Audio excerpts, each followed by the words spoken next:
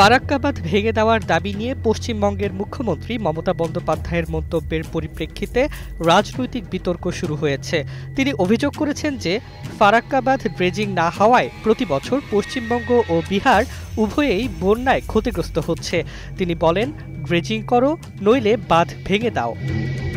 ওয়ালটন এখন দেশের সীমানা পেরিয়ে পৌঁছে গিয়েছে 50টিরও বেশি দেশে। ওয়ালটন, ঘরে ঘরে বিশ্বজুড়ে। এছাড়া তিনি দামোদর ভ্যালি কর্পোরেশন সহ বিভিন্ন জলাধারের ড্রেজিং না হওয়ার বিষয়েও সমালোচনা করেছেন। মমতার এই মন্তব্যের পর বিজেপি সাংসদ রাজু বিস্তা পাল্টা প্রতিক্রিয়া জানিয়ে বলেন, মুখ্যমন্ত্রী ফারাক্কা বাঁধ ভেঙে দিন।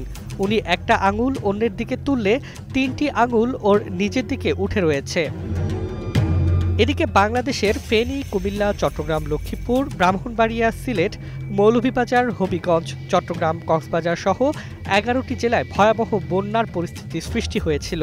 ভারতের ত্রিপুরা রাজ্যের ডাম্বুর জলাধার থেকে জল ছাড়ার কারণে এই বন্যা পরিস্থিতি আরও ভয়াবহ আকার ধারণ করেছিল। ফেনী জেলায় 28 জন, কুমিল্লায় 19 জন, চট্টগ্রামে 6 জন, কক্সবাজারে 3 জন সহ মোট 71 জনের প্রাণহানির ঘটনা ঘটেছিল।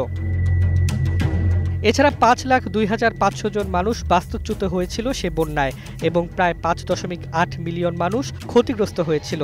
আন্তর্জাতিক মহলও এই বন্যা পরিস্থিতি নিয়ে উদ্বেগ প্রকাশ করেছে এবং বিভিন্ন দেশ মানবিক সহায়তা পাঠিয়েছিল। মমতা বন্দ্যোপাধ্যায়ের মন্তব্য এবং বাংলাদেশের বন্যা পরিস্থিতি নিয়ে রাজনৈতিক ও আন্তর্জাতিক মহলে আলোচনা শুরু হয়েছিল, যা এখনও চলমান। এটি দুই দেশের সম্পর্ক ও সীমান্তবর্তী অঞ্চলের জলবায়ু পরিবর্তন ও পানি ব্যবস্থাপনা নিয়ে নতুন করে ভাবনার সুযোগ সৃষ্টি করেছে।